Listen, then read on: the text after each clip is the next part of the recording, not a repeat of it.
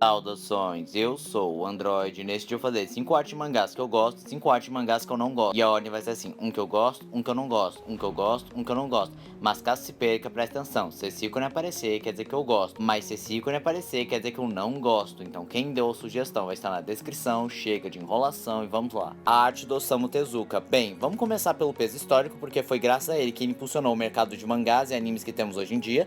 E também porque eu particularmente gosto desse visual mais redondo, fofo, agradável, porque você bate o olho e você vê personagens carismáticos, engraçadinhos. Você pode não ter lido nada do Osamu Tezuka, mas você bate o olho nos personagens dele e você já sente um certo carisma, você já compra a história dos personagens. E querendo ou não, esse visual também é bem clássico, dá aquele ar mais nostálgico. E lembra bastante aqueles desenhos clássicos lá da Disney. E eu sei que o Osamu Tezuka se inspirou em muitos filmes da Disney, como por exemplo o Bambi, a arte de Kimetsu no Yaiba ou Demon Slayer. Esse aqui eu não vou criticar muito porque eu entendo o lugar da autora, porque foi o primeiro mangá dela, ela não teve tanta prática. Mas apesar da arte ser meio simplista, às vezes não parece tão bem trabalhada, ela ainda é bem detalhada, bem cativante, a história é boa, não é a melhor história de anime, mas ainda assim tem o seu charme. Mas Kimetsu no Yaiba nem passa na minha cabeça como pior arte de anime, eu só coloquei mais pra completar 5, e eu também acredito que ela pode evoluir bastante. E como eu mencionei, eu não vou criticar muito. Outro motivo porque eu não vou criticar tanto a arte de Kimetsu no Yaiba é porque o meu desenho também não é tão diferente de Kimetsu, então, e se eu criticasse pra caramba seria o clássico, sujo falando do mal lavado. Devilman. Assim como é o caso do Osamu Tezuka, muita gente não é muito chegada no traço dele porque é muito simplista, bobo, infantil demais, antiquado, mas na minha opinião sincera, isso que torna o desenho dele único, porque tem identidade. E eu gosto disso em Devil, não só em Devilman, mas as obras do Go Nagai em geral, porque ele consegue mostrar um jeito expressivo, deturpado, ele consegue fazer uns designs, uns painéis malucos que com certeza inspiraram Berserk. E no mangá que eu tô produzindo, tem uns personagens que indiretamente foram inspirados no Go Nagai, porque lembra pra caramba a arte antiga de Elfen Light. Eu tô frisando especificamente a arte antiga porque Elfen Light é um mangá que tem duas artes, uma que foi melhor trabalhada, que ficou mais harmonioso, mas não é algo assim tão absurdo, ficou bem no mais ou menos.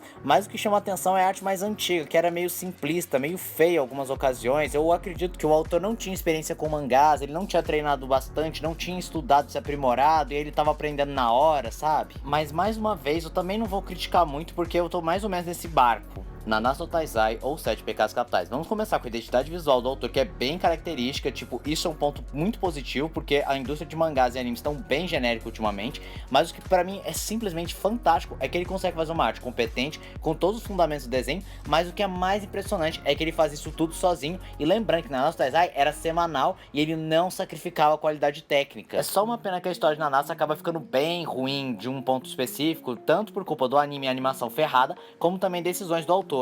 Golden Boy, talvez a obra mais obscura dessa lista e o caso mais peculiar dessa lista, diga-se de passagem, porque nas primeiras edições de Golden Boy era bacana, o visual era legal, o autor dominava muito os fundamentos do desenho, era uma arte interessante, só que em algum momento que eu não sei explicar o que raios aconteceu, que a qualidade caiu, ele retrocedeu no desenho, o que é um negócio que não faz muito sentido, porque a tendência é que você melhore quanto mais o tempo passa, e não o contrário. Saint Seiya ou os Cavaleiros do Zodíaco, eu poderia dizer a arte do Kurumada em geral, mas eu gosto bem mais como ele desenha os personagens em Cavaleiros do Zodíaco, acho que é por conta das armaduras, que eu acho muito bem trabalhada, muito bem desenhada, e você já sabe que eu sou meio fanboyzinho de Cavaleiros do Zodíaco. E eu acho essa arte muito subestimada, porque todo mundo diz que o Kurumada desenha de um modo horroroso, é tudo péssimo, mas cara, literalmente, o desenho dele não é feio, o problema é que é simples porque Cavaleiros do Zodíaco era semanal. E, por exemplo, quando chega na saga de Hades, que ele passa a ser mensal, o desenho melhora bastante. E eu gosto desse visual que ele desenha para os personagens, essa pegada mais noventista, que de fato pode ter ficado datado para algumas pessoas, mas eu particularmente gosto, porque é charmoso, nostálgico, e eu me identifico bastante com o design dele, porque por muito tempo, até hoje, eu desenho bem semelhante a ele. One Piece, um tópico um tanto controverso, porque tem gente que fala que sim, One Piece tem uma arte feia, a única coisa que destaca é a história, enquanto outros falam, não, a arte é muito bonita,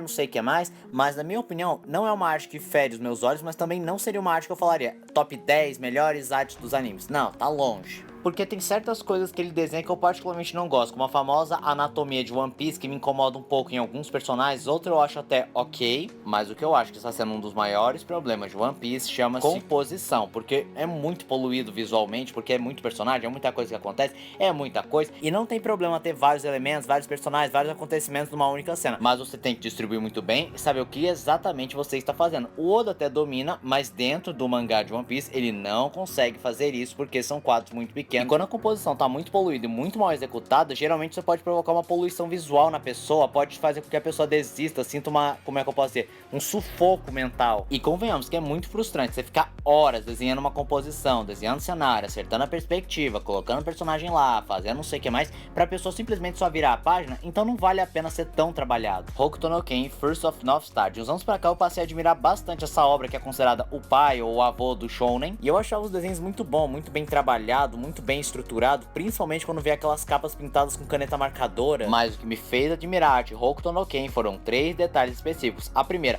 a arte Hokuto no Ken é muito detalhada, não no quesito de vários cenários, perspectiva, composição e anatomia, não, isso também é bacana, só que eu tô falando mais no sentido de ação mesmo dos personagens, porque quando o personagem vai fazer alguma coisa, o quadro não tem pressa de mostrar. Digamos assim, é o personagem que vai matar o outro colocando o dedo na garganta. Então aí você vê o dedo se aproximando, aí o dedo chegando perto da garganta, aí ele entrando, aí o cara furou e já, o dedo dele já tá ali, aí então o dedo já saindo, começando a sair, até que sai do pescoço dele. Tudo isso em prol da imersão. Segundo, Hokuto no Ken tem uma das melhores evoluções de arte, porque você vai pegando o primeiro capítulo até o último, você vê que o personagem evoluiu pra caramba, ficando um visual bem mais realista. E o terceiro motivo é que o cara que ilustra Hokuto no Ken é um símbolo de persistência e superação, porque o cara ele sofre de uma doença rara que vai perdendo gradativamente a visão, e durante a publicação ele já tinha perdido totalmente a visão de um dos olhos, mas mesmo assim o cara continuou desenhando. Claro, teve que ter assistente para consertar erros de perspectiva e anatomia, mas o resultado ficou maravilhoso. Shingeki no Kyojin ou Attack of Titans. Muita gente também pega bastante no pé da arte Shingeki, falando que é muito mal desenhado, porque eles têm erro de anatomia, a perspectiva não é muito legal, e o próprio autor de fato não tinha tantas experiências em mangás e tinha que continuar desenhando, e ele foi pegando experiência conforme foi lançando as publicações. Mas eu acho que um dos maiores problemas, na minha opinião, que, claro, tirando esses problemas anteriormente citados, é a síndrome do mesmo rosto. E eu não tô falando, tipo, é um padrão de rosto que o autor desenha pra facilitar, porque ele aprendeu assim. Não, eu tô falando de literalmente todo mundo ter o mesmo cabelo, todo mundo usar a mesma roupa, porque também, né, é um uniforme, a maioria das pessoas usa uniforme, então claro que eles vão usar a mesma roupa.